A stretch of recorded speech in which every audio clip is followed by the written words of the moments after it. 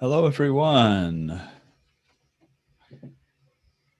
Happy Independence Day for those of us in the United States. Apologies to those in the UK for sort of ruining that whole thing for you guys with the whole colony uprising thing. It's our, I guess we just have to celebrate it. We have to celebrate that accomplishment, I suppose, this weekend. Good to see you all. And I'll let us trickle in here for a second, and then I'll give an intro, and then we'll get started with our guest today. Very excited for our guest today. I'll go ahead and get us rolling here now. So welcome everyone to Piano Tech Radio Hour. This is an event brought to you by Piano Technicians Masterclasses that brings you cutting edge instructors from around the globe, or cutting edge beyond instructors, in piano industry professionals. Bring them to the comfort of your home to teach you something that you probably wouldn't have otherwise found out. And you can find out more at pianotechniciansmasterclass.com. We have had 2 now conventions, the first and second ever online piano tech conventions. And actually, we're going to be producing another convention in September, which is going to be really exciting because we're going to go beyond our little world of piano technicians and incorporate some events that have piano teachers involved or piano players involved, or just sort of general piano industry promotion, technology, different things going on. So it's going to be really fun. That'll be in September, and look for details on that. And without further ado, I'll bring up a spotlight of our guest for today, a very special person. That's Sally Phillips of Piano Perfect LLC. Although I'd love to hear what's going on with that business, how it's going. I know the pandemic kind of threw everybody off base. But yeah, she's kind of maybe both world-renowned and the best kept secret, right? Sometimes she's like the ninja piano tech who stealthily takes care of things that needs to be taken care of, almost like a bit of a mercenary of sorts. I think sometimes. But she's very, very professional, very much a perfectionist. The name Piano Perfect LLC, I quickly found out that it was true to form as I began to know Sally. So you can count on her to be almost too intensely perfect.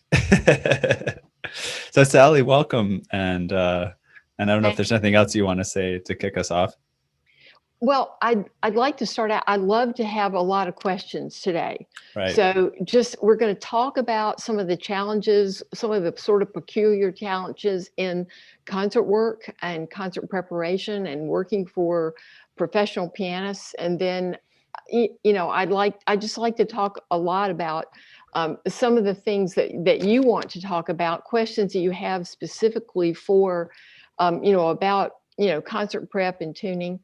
And then I wanted to talk a little bit about what my plans are for the future. I have a staff here at Piano Perfect. I have 6 employees. We do piano tuning and moving and rebuilding.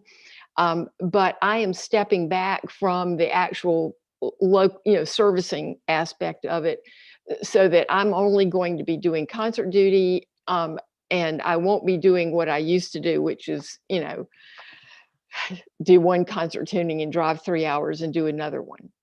We won't be doing that anymore. But I have an RV that I have all set up. It's the smallest, tiniest Winnebago, and it means I don't have to stay in a hotel. I don't have to eat in a restaurant. I don't have to use the restroom at the rest stop.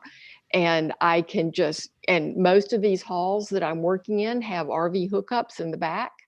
And so I've worked it out so that I can do a lot of that without really stressing myself out during the rest of the pandemic. But that's how I've been operating really since last November. But I have 2 videos to look at. And one of them is a video To listen to. We're going to listen. We're just going to listen to them because the first one, I was the technician, and this was a concert that used 4 pianos, and tuning 4 pianos together is the first thing you think of is, why did somebody think of this? Because it is really hard. 2 pianos together is hard enough, but 4 pianos together is really tough. I usually start out with the pianos keyboard to keyboard, all 4 of them turned keyboard to keyboard. And I start tuning one, and then I tune another one, and then I go back and tune opposite ones, and then I switch them around so that the opposite keyboard has been switched from one, so A and C, and then B and D, and then A and B and C and D. So that way I can compare them all. This particular concert was sort of typical because when you have that many pianos, in a lot of cases, some of these pianos, one of them is really usually old, and that's in the case. So I had one piano that was almost brand new. I had 2 pianos that were almost right at 20 years old, and the 4th one was a 40-year-old piano, and all of these had original strings. So and they've since all been restrung.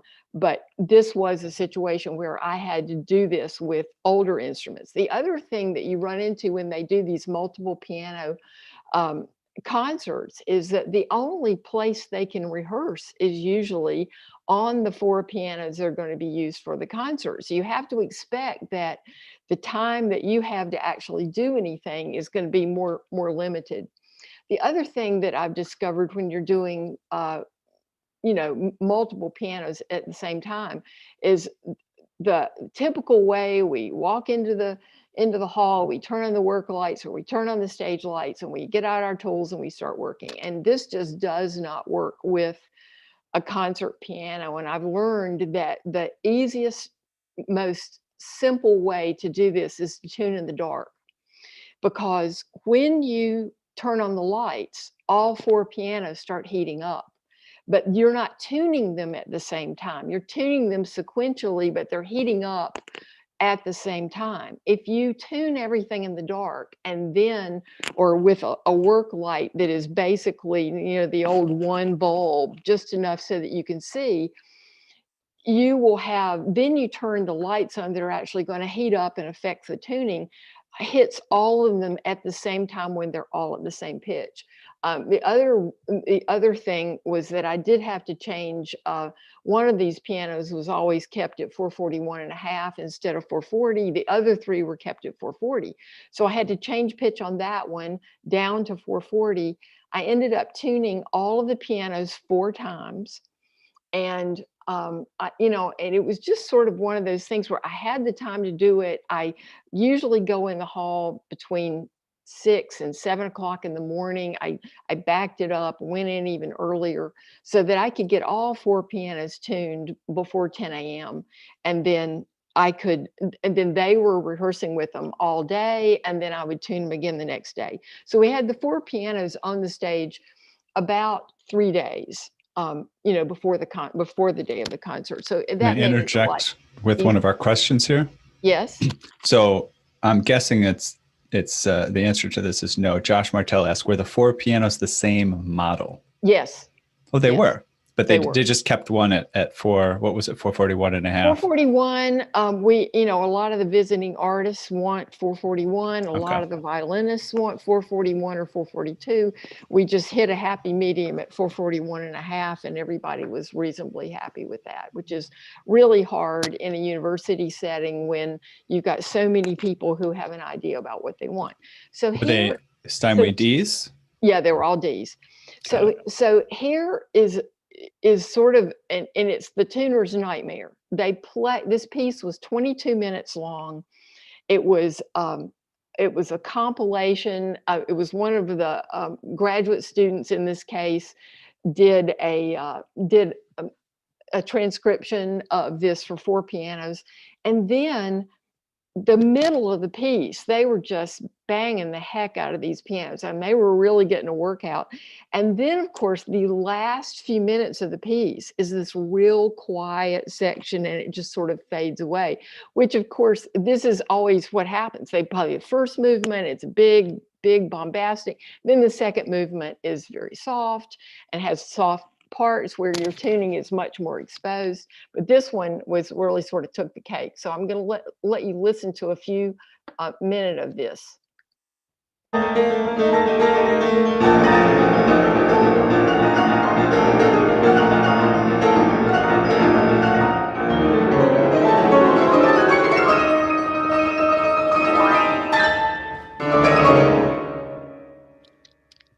Okay, so I'm going to stop it right there, and then I'm going to move it. So that was most of the 22 minutes was in that, it's sort of like that. And then this is the last minute of it, which was just a killer.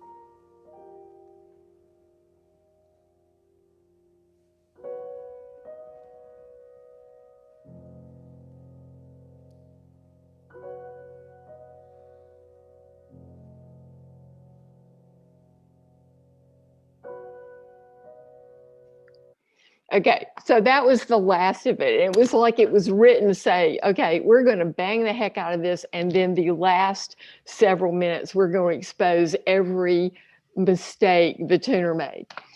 This is the Olympics of piano tuning. Right, it is, but it's really fun to do, and it's fun to see how close you can really get it and make it hold. And when I have students now, and one of the reasons I love being where I am is that I've had the opportunity to do a lot of teaching, and so I have my students have to learn how to tune in the practice rooms, and we have like 4 pianos that are designated for the students for tuning practice. And I teach them stability first. As soon as they can do a stable unison, then we start spreading out, doing octaves. Then we do fourths and fifths and sixths and tenths tests, and then we do a temperament. So I teach them backwards, and this is exactly how Bill Garlick taught us at the North Bennett Street School. The first thing we did was unisons. We did unisons for about a month, and then we started getting octave tests. Then we did fourths and fifths, and so that I really teach stability as this is the payday of tuning if you can really make it hold, and holding through concerts, especially when it's very, very aggressive playing. And in that case, the last several measures of that, all four pianos were playing. So, I mean, they're playing half of a fourth on one and the other half of the fourth on the other. But it was really a fun thing to do. But it's challenging, and every time you do something that you really didn't want to do because you thought this is going to be a lot of work, you always learn something. So I always urge people not to turn down the challenges that occur when you have to do concert work. And the second one that I'm going to do is, and this is, again, I was not the tuner technician, but I happen to know the person who was playing, and this was in a major piano competition. This was a well-known a well-known competition contestant, and he was playing a Scarlatti Sonata, and the C sharp failed more than once. And you can hear this, you can hear, I can't show you the video because I don't want to embarrass the technician that